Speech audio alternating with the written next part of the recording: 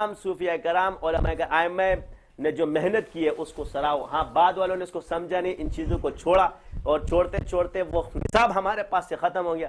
ہم یہ نہیں کہیں گے کہ وہ نصاب انہوں نے کتابوں میں کیوں نہیں لکھا, اس لیے کہ ان کو کتابوں میں نہ لکھنے کی وجہ یہ کہ یہ علم سینہ بسینہ چل رہا تھا. کیا تھا؟ لہٰذا آپ کو یہ روحی طور پر اللہ تعالیٰ نے منتقل کر دیا ہے, اور ہر چیز قرآن و حدیث سے ثابت کرا سکتا ہوں میں, اور یہ چیزیں ان کی ہے, میری نہیں ہے. مجھ جیسے کمتر کو دے گا اور میں کیا کروں گا. وہ انہوں نے سکھائی بھی ہے اللہ تعالیٰ کے فضل و کرم سے, اور دلائل بھی ان کی طرف سے آئے کہ یہ چیز یہاں سے ثابت ہے. لیکن یہ سینہ بسینہ چھپا اور سب چھپا کر لے سینہ, لیکن وہ جو بعد میں آنے والا اس نے آگے منتقل نہیں کیا, تو یہ ان کا قصور ہے, ان کا نہیں ہے. سبحانک اللہم و بحمدک اشہد ان لا الہ الا انت والسلام علی من لا نبی بعد. فاعوذ باللہ من الشیطان الرجیم. بسم اللہ الرحمن الرحیم.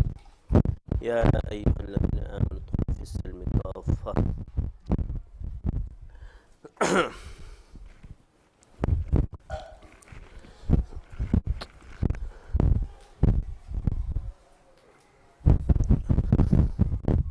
توحید تو یہ ہے کہ خدا حشر میں کہہ دے یہ بند دو عالم سے خفا میرے لیے ہے. کیا ہے اگر ہو ساری خدائی بھی مخالف, کافی ہے اگر ایک خدا میرے لیے ہے. عقیدہ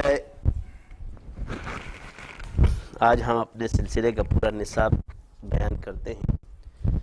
عقیدے میں سب سے پہلے عقیدہ ہے, ہم عقیدہ اہل سنت والجماعت کو فالو کرتے ہیں, اور اس میں ائمہ مجتہدین اور متأخرین علماء کا جو اختلاف ہے اس میں نہ پڑھتے ہم سارے عقائد. آمنت باللہ پہ الرحمن علی العرش استوى سمیع بصیر, یہ بھی اہل سنت والجماعت ائمہ کا عقیدہ ہے. ہم اس کو بھی اختیار کرتے ہیں اور اس کو بھی مانتے ہیں, سب کو مانتے ہیں. اس میں اللہ حاضر ناظر ہے بقدرت علم, اللہ اپنی ذات اور صفات کے ساتھ ہر جگہ موجود ہے.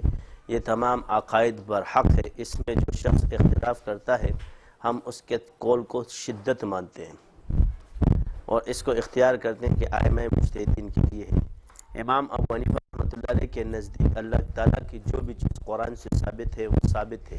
اگر چہرہ تو اللہ کا چہرہ کس طرح, اس میں پڑھنے کی کسی کو بھی ضرورت نہیں. اس کے شان کے اللہ کے چہرے کی طرح کوئی چہرہ نہیں, کوئی ہاتھ نہیں, مگر یہ سب مثالی ہے. کیا ہے؟ اللہ کی حقیقی اور ذاتی کس طرح ہی ہے یہ کسی کو بھی معلوم نہیں, مگر اللہ کی مثالی ہی یہ مراد ہوئی ہیں. جہاں اللہ تعالیٰ نے وجہ کا بیان فرمایا چہرے کا, تو یہ اللہ کی مثالیں ہے. لیس کمثلہ شیء, مثالوں کے طور پہ اللہ تعالیٰ نے آپ کو سمجھایا ہے, تو مثل کے طور پہ یہ ممنوع نہیں. باقی اللہ تعالیٰ کس طرح اپنے شان کے مطابق ہے, اللہ اپنے شان کے حساب سے ہے نا, کس طرح ہے وہ بہتر جانتا ہے. ہمارا ایمان ہے تو قرآن مجید میں جو چیزیں ثابت ہیں ہم اس کو مانتے ہیں. اس طرح جو اس پر لڑتے ہیں تو الرحمن علی العرش استوى سمیع بصیر, وہ اس آیت سے ہاں استدلال لیتے ہیں, تو یہ بھی ثابت ہے. اننی انا اللہ, اگر اللہ کو بقدرت حاضر ناظر نہ مانے علم, تو یہاں سے اس عقیدے میں آ جائے گا. تو لہٰذا یہاں لازمی ماننا پڑے گا کہ یہاں اللہ نے موسیٰ علیہ السلام سے کلام کیا, اور اس میں اللہ نے فرمایا اننی انا اللہ, اللہ میں بقدرت علم اللہ تعالیٰ نے کلام کیا ہے ان سے. وَهُوَ مَعَكُمْ أَيْنَمَا كُنْتُمْ کو ہم عام عقیدہ مانتے ہیں, وَنَحْنُ أَقْرَبُ إِلَيْهِ مِنْ حَبْلِ الْوَرِيدِ کو خاص الخاص لوگوں کا عقیدہ مانتے ہیں کہ یہ اللہ تعالیٰ عام لوگوں پر نہیں کھولتا ہے, بلکہ یہ خواص کے ساتھ جیسے اللہ والوں کو یہ چیز عطا ہوتی ہے, انبیاء کے ساتھ جیسے معاملات اللہ تعالیٰ کے علماء ورثۃ الانبیاء کے میں جو لوگ داخل ہوں گے وہ اس میں شامل ہے. نحن اقرب الیہ من حبل الورید میں امام ابو حنیفہ رحمۃ اللہ علیہ کا عقیدہ ہے. ٹھیک ہے, ہم چاروں ائمہ کو برحق مانتے ہیں, امام مالک, امام شافعی, امام احمد بن حنبل. کیا ہم علم ظاہر کو بھی مانتے ہیں اور علم باطن کو بھی مانتے ہیں, لیکن تقلید ہم امام ابو حنیفہ کی کرتے ہیں. باقی جو خود ہم حنفی یعنی کہ باقی شافعی مالکی ہمارے سلسلے میں داخل نہیں ہو سکتے, سب داخل ہو سکتے ہیں کیونکہ برحق وہ اپنے مسلک کی پیروی کریں گے. ٹھیک ہے, کسی بھی دوسرے مسلک والے کو اپنا مسلک اختیار کرنے کی رائے کبھی نہ دو, ورنہ پھر پہلے والے امام کو غلط سمجھے گا, جو کہ جائز نہیں. جو اپنے مسلک پر ہے وہ اپنے ہی مسلک پر رہے گا. صحیح ہے, اگر عقیدہ اہل سنت والجماعت پر رہے گا. متأخرین ہو یا متقدمین، جو بھی عقیدہ ہمارا اس پر ایمان ہے. ٹھیک ہے. حیات النبی، یہ تین مسائل اس وقت بہت ہو رہے ہیں، ایک اللہ کی ذات پر اور ایک حیات النبی. ہم حیات النبی کے قائل ہیں. کیا ہے؟ ہم حیات النبی کے، ہمارے عقیدے، ہمارے سلسلے والے حیات النبی کے قائل ہوں گے. ہم اس قول کو فرعی مسئلہ سمجھتے ہیں جس میں لڑائی ہے، اصولی تو نہیں کہا جا سکتا مگر اس میں فروع، لیکن یہ اختلاف فردی مسئلہ ہے. کیا ہے؟ اس کو تفرعات کہیں گے، اور یہ بھی مجتہدین کے اندر نہیں تھے، بعد کے متأخرین میں ہوا ہے. ہر عالم اپنے ثواب پر ہے، کیفیات پر اختلاف ہے. ٹھیک ہے. اگر حیات النبی ایک دلیل دے دیتا ہوں، باقی سب لڑائیاں ختم ہو جائیں گی، اور یہ دونوں دلیلیں حیات النبی کے حق میں جاتی ہے. سبحان الذی اسریٰ بعبدہ لیلا من المسجد الحرام الی المسجد الاقصی. اب قرآن کے اندر اللہ تعالیٰ نے جو فرمایا کہ پاک و ذات جو اپنے بندے کو لے گیا، کہاں سے؟ مسجد حرام سے مسجد اقصی کی طرف. یہاں سے بھی آسمانوں کی زیادہ نہیں، قرآن سے ثابت. تو یہ جو مسجد اقصی میں لے گئے، وہاں آپ علیہ السلام نے امامت کرائی انبیاء کی. اگر آپ اس کو روحی مانتے ہو تو اس سے بھی روح کا تصرف ثابت ہوتا ہے، اور اگر بدنی مانتے ہو تو بدن کا، انبیاء کا ایک جگہ سے دوسری جگہ منتقل ہونا ثابت ہوا. کیا ہوا؟ اور بعد الوفات ان کی نماز پڑھنا بھی ثابت ہوئی. ٹھیک ہے. ہم حیات النبی کو مانتے ہیں اور اختیار کرتے. اس کی دلیل میں قرآن کی یہ آیت ہماری دلیل ہے. ٹھیک ہے. اس میں صرف انبیاء کا ذکر ہے، شہداء کا ذکر نہیں ہے. یہ صرف انبیاء کے لیے. سبحان الذی اسریٰ بعبدہ من المسجد الحرام. اور یہ دلیل آج تک کسی نے دی. یہ سوائے آج کے بعد جو بھی سلسلہ ہے نقش شاذلیہ کے اس فقیر نے دی. آج تک تاریخ میں کسی نے دلیل نہیں دی. پہلی دلیل ہے جو میں سنا ہوں، میں الحمدللہ اس کا رد کسی کا باپ بھی نہیں کر سکتا ہے. ہم حیات النبی کے قائل ہیں. دوسرا، ہم اللہ کی قدرت اور حکمت دونوں کو مانتے ہیں. کیا؟ ہم اللہ کی قدرت اور حکمت دونوں کو مانتے ہیں. اللہ اس پر قادر ہے کہ بغیر ماں باپ کے بیٹا پیدا کر دے، مگر اللہ کی سنت یہ ہے، جس کو حکمت اور سنت کہتے ہیں، وہ یہ ہے کہ شادی کرے گا، اس کے اندر کوئی بیماری نہیں ہونی چاہیے. صحیح ہے. یہ سب مانتے ہیں. آمنت باللہ وملائکتہ وکتبہ ورسلہ والیوم الآخر والقدر خیرہ وشرہ من اللہ تعالی والبعث بعد الموت. جس کے اندر بیمار ہے تو اس کی تقدیر میں شر وہ بھی من جانب اللہ ہے، اور اس کا علاج بھی تقدیر میں، اس کا ڈاکٹر بھی تقدیر میں، اس کے اسباب بھی تقدیر میں، ہر چیز تقدیر میں ہے. صحیح ہے. یہ اس کا مقدر میں ہے. جو چیز ہے زمانے میں، ڈاکٹر بھی تقدیر ہے، اسباب بھی تقدیر ہے. جس چیز سے اس کو شفا کلی ہے، اس کے مقدر میں. صحیح ہے. تو ہم اللہ کی سنت اور حکمت دونوں مانتے. آج کل لڑائی ہے، اگر سنت والا ہے تو قدرت کا انکار کرتا ہے، جو قدرت والا ہے وہ سنت کا اختیار کرتا ہے. اس کو ہم گمراہی مانتے ہیں. لہذا ایسے قول کو شدت اختیار کرنا اس کو ہم جائز نہیں سمجھتے. آمنت باللہ وملائکتہ وکتبہ ورسلہ والیوم الآخر والقدر خیرہ وشرہ من اللہ تعالی والبعث بعد الموت. آمنت باللہ کما هو باسمائہ وصفاتہ وقبلت جمیع احکام اقرار باللسان وتصدیق بالقلب پر ہمارا سلسلہ پورا کا پورا الحمدللہ اترتا ہے کہ ہمارا دل، زبان بھی ذکر کرتا ہے، ہمارا دل بھی ذکر کرتا ہے. ٹھیک ہے. صوفیاء اور فقہاء کے اندر جو بھی اختلاف ہے، ہم اس کے اندر اس کو فرعی مسائل سمجھتے ہیں. ائمہ صوفیاء اور ائمہ بعد کے متعلق ہم اس کو فرعی مسائل، محدثین، فقہاء اور صوفیاء کے اندر جو بھی اختلاف ہے، ہم اس کو فرعی مسائل، اور وہ صوفیاء حق، فقہاء حق، اور علماء صوفیاء، علماء فقہ اور علماء حدیث. یہ اس کی تصریح ہے. کیا ہے؟ علماء حدیث، علماء فقہ اور علماء تصوف. ان کے اندر جو بھی اختلاف ہے، علماء حق جو مراد ہے، اس کو ہم فروعی اختلاف سمجھتے ہیں اور اس کے اندر کلام کرنے کو منع کرتے ہیں. ٹھیک ہے. یہ ہمارے سلسلے کے اصول ہے. اب ہمارا سلسلے میں جتنے بھی شاگرد آئیں گے وہ کیا فیض النور ابتدا ہے، ٹھیک ہے، اس کو ختم کرے گا نئے آدمی۔ اس کے بعد آپ کا جو نصاب ہے وہ تصوف کا اور علمی نصاب میں صرف اور نحو لازمی قرار پائی جائے گی۔ ہر آدمی صرف اور نحو میں مہارت حاصل کرے گا۔ خلیفہ مجاز بیت اجازت یافتہ آنے والا پہلے کرے بعد میں کرے مرضی ہے۔ باقی جو درس نظامی کے علماء ہیں وہ تو اس سے مستثنا ہے، وہ یہ چیز کر چکے ہیں، جو نہیں کر چکے ان کے لیے یہ کورس ہے، صحیح ہے۔ مگر درس نظامی والوں میں کیا کیا چیزیں وہ اس کے ساتھ لازمی قرار پائی جائے گی۔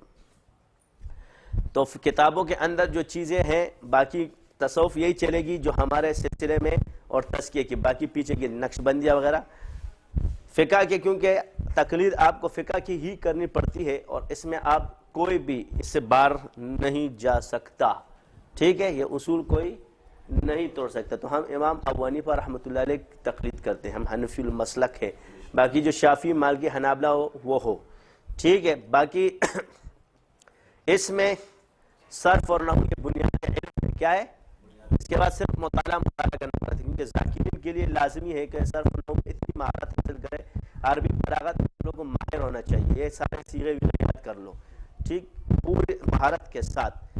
اس کے بعد قرآن کی تفسیر میں تفسیر ابن عباس کی جو مشہور جلالین، یہ ساری پڑھ سکتے ہو، پڑھو، مطالعے میں سب رکھو۔ صحاح ستہ کی کتابیں جتنی 6 حدیث کی کتابیں، مسند امام اعظم ابو حنیفہ، امام مالک، امام مسند امام شافعی ہے، موطا امام شافعی، اور موطا امام محمد، مسند احمد، موطا امام مالک، کتاب الآثار، یہ سب کے سب، اور یہ اور معجم الکبیر، ٹھیک ہے، یہ تمام کی تمام کتابیں اس کو لوگوں نے ختم کرنا ہے، یہ پڑھنی ہے، مطالعہ ہے۔ اردو والے ترجمے کے ساتھ پڑھ سکتے ہیں، لیکن جب یہ عربی آپ پڑھو گے ساتھ میں تو انشاءاللہ آپ کو عربی بھی آ جائے گی، ٹھیک ہے۔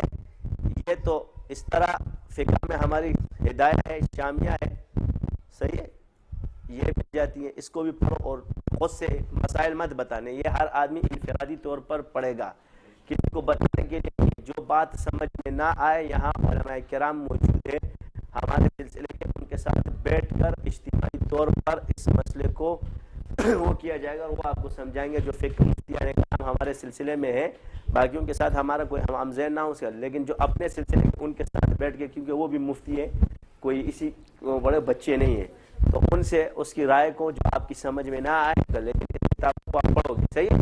تصوف کے اندر کشف المحجوب کو لازمی، ٹھیک ہے، پڑھو، اس کو لازمی پڑھو، کشف المحجوب کون سی کتاب ہے؟ یہ آپ کے مطالعے میں ہونی چاہیے۔ میں اس اب آپ نے 1 گھنٹہ ان سب کو دینا ہے، کیا دینا ہے؟ ذکر کے ساتھ آپ لوگوں نے مطالعہ کرنے، اور اس کو 1 گھنٹہ ضرور دینا۔ دوسرا، تجوید قرآن لازمی قرار پائی جائے گی، تجوید قرآن، ترتیل کے ساتھ قرآن کو لازمی اپنے اوپر فرض قرار، بلکہ یہ فرض ہی ہے، صحیح ہے۔ الحمدللہ میں بھی کوشش کروں گا اور آپ لوگ بھی اس کو کوشش کرو، اس طرح صرف اور نحو کو بھی اپنے اوپر لازم قرار دے دو سیکھنا۔ جو صرف ہے وہ علم نہیں جانتا، بس یہ 2 کتابیں اتنی مہارت حاصل کرو کہ جتنی بھی اس کے بلاغت تک جانے، باقی یہ پڑھنے کی اور وہ مدارس والے پڑھ رہے تم لوگ یہ پڑھو، اور اس کے بعد یہ کتابوں کا مطالعہ آپ لوگوں کا لازمی بچے کی بعد میں جو بات سمجھ میں نہ آئے، علماء کرام سارے آپ کے جلسے میں بار بار پڑھو گے، گھنٹہ مطالعہ کرو گے، انشاءاللہ تعالی سال 1.5 سال 2 سال آپ اس کو ایک چیز آپ کو اللہ یاد کرا دے گا۔ تو ترتیب کے ساتھ آپ نے ہر اس کو پڑھنا ہے۔ ان 10 کتابوں کو اگر ایک ساتھ ایک کتاب کی ایک حدیث کے ساتھ پڑھتے ہو، کیا ٹھیک ہے، یا ایک مضمون پر ایک کتاب پڑھتے ہو۔ دوسرا، اعلائے سنن، کون سی کتاب ہے؟ اعلائے سنن، یہ بھی لازمی آپ کے ساتھ ہونی چاہیے، اور اس کو پورے مسائل کی کتاب ہے، جامعہ ہدایہ اور اعلائے سنن، فتاوی علمگیری، ان سب یہ بڑی معتبر کتابیں ہیں، یہ آپ کے پاس، اور اس کا مطالعہ آپ کے ساتھ لازمی ہے، لیکن آپ اس مسائل میں پڑھو ابھی نہیں، جس طرح زمانہ چل رہا ہے آپ مت لڑو اس میں، ٹھیک ہے۔ یہاں بیٹھ کر اللہ تعالیٰ کے فضل و کرم، اس کے بعد جب ہمارے یہاں پر ادارہ بن گیا، یہاں دارالفتہ بن گیا، ہر چیز پھر یہاں پر اس کے جو تحقیقی کام ہوگا وہ شروع کرایا جائے گا۔ باقی کسی بھی مدرسے والوں کے خلاف مت ہو، کسی خانقاہوں کے خلاف مت ہو، کسی کے ساتھ لڑنے کی کوئی ضرورت نہیں، ہر کوئی اپنے ثواب پر ہے. ہر پھول کا رنگ جدا ہے. ہاں اگر وہ ہمارے پھول کے اختلاف کرے تو پھر دلائل دے سکتے ہو کہ بھائی تم اپنی جگہ ہم اپنی جگہ. ٹھیک ہے, پھر ثابت کرا دو کہ پہاڑ کیا ہوتا ہے, تو منزلیں کیا ہیں. تصوف کی منزلیں یاد رکھنا ابدیت تک منازل ہے. کیا ہے؟ مقام ابدیت تک منازل ہوتے ہیں, اور ابدیت کے بعد درجات ہیں. کیا ہے؟ مقام ابدیت کے بعد درجے ہیں, اور مقام ابدیت تک منزلیں ہیں.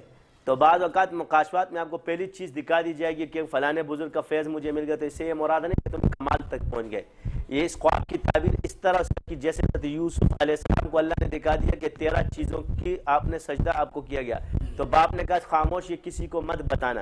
یہ جو آپ لوگ بڑے ہوشیار ہو کر ایک دوسرے کو بتاتے ہو نا, اس کی یہ دیکھو یہاں قرآن میں منع کیا, یہ آپ کسی کو مت بتانا, شیطان لگا ہوا ہے, تمہارے بھائی تمہارے دشمن ہو جائیں گے. یہ رسول نبی ایک دوسرے نبی کو بتا رہے. تو کیا حضرت یوسف علیہ السلام کو چیزیں اس وقت مل گئی, اس میں کتنا عرصہ لگا, اتنی سختیوں کے بعد اللہ تعالیٰ نے ان کو اس مقام تک پہنچایا, اور وہ نعمت جو خواب میں اللہ تعالیٰ نے دکھائی تھی وہ تمام کر دی ان پر. کیا کر دی؟ تو انعام اللہ کے معنی ایک یاد رکھنا, یہ بھی آج تک کسی نے نہیں کیا ہوگا, اور یہ بھی اس فقیر کو اللہ تعالیٰ نے کیا. انعام اللہ کے معنی ہے جس پر نعمت تمام کر دی گئی. کیا ہے؟ ایک نعمت دینا ہوتا ہے اور ایک نعمت تمام کرنا ہے. تو نسبت جس کی منازل طے کرا دے, اس کو کہتے ہیں نعمت کا تمام ہونا, اور اس درجے تک اللہ پہنچا دے. تو اس پر یہ نعمت, اس کا یہ مطلب ہے جو نعمت اس کے لیے اللہ نے رکھی تھی وہ اس پر تمام کر دی. اس کا یہ مطلب نہیں ہے کہ اللہ تعالیٰ کے ہاں نعمتیں ختم ہوگی, مگر اس کی جو نعمت تھی وہ اس پر تمام کر دی. تو مقام ابدیت کے اندر اللہ تعالیٰ نے 4 درجوں کو رکھا ہے, والنبیین والصدیقین والشہداء والصالحین. اس میں جو سب سے بڑا درجہ ہے نبوت کا, اور وہ بند ہے, اب صدیقیت کا ہے. کیا ہے؟ مقام